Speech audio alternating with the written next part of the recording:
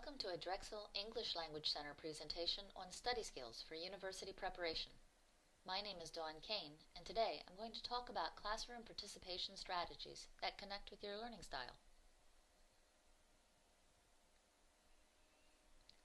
Before we begin, you may find it easier to hear this presentation if you use your headphones.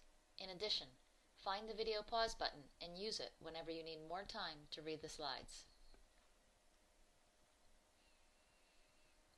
By the end of this module, you should be able to identify key elements of your learning style and the best participation strategies for you.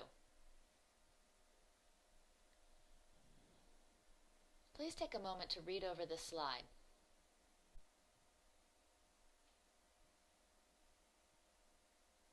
If we regard truth as something handed down from authorities on high, in other words, the professor, then the classroom will look like a dictatorship.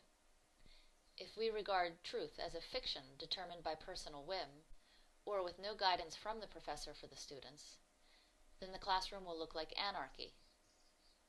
If we regard truth as emerging from a complex process of mutual inquiry, which means that the professor and the students explore questions together, then the classroom will look like a resourceful and interdependent community, and that is the desired outcome. Please take a moment to read over this slide. The classroom is not only for receptive learning, but it is also a place to fine-tune your communication skills. You can gain experience in English, test out your theories about the material you are learning, and develop your critical thinking skills. Such skills include evaluating new information, explaining your thinking, and defending your ideas. Please use your video pause button and take a moment to read over this slide. You may already know if you're an extrovert or an introvert. However, it is important to understand that the classroom community benefits from the input of all students, regardless of participation style.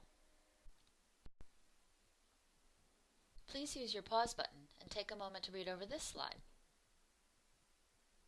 If you're an extrovert, often it is easier for you to participate, but sometimes classroom silences may be uncomfortable.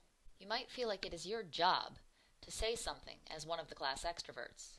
Even if you're not certain, it may help you to remember that sitting in silence for a moment gives some of your classmates time to process ideas. Once again, please use that video pause button and read over this slide. As an introvert, participating in class may feel like an onerous chore to you. However, your input will likely be valuable. The time that you take in processing your ideas gives you additional insights that your classmates may have not considered.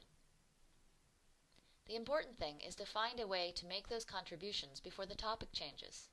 Quickly noting down your ideas can be a good strategy to help with that. Now it is time to evaluate your own strengths and weaknesses.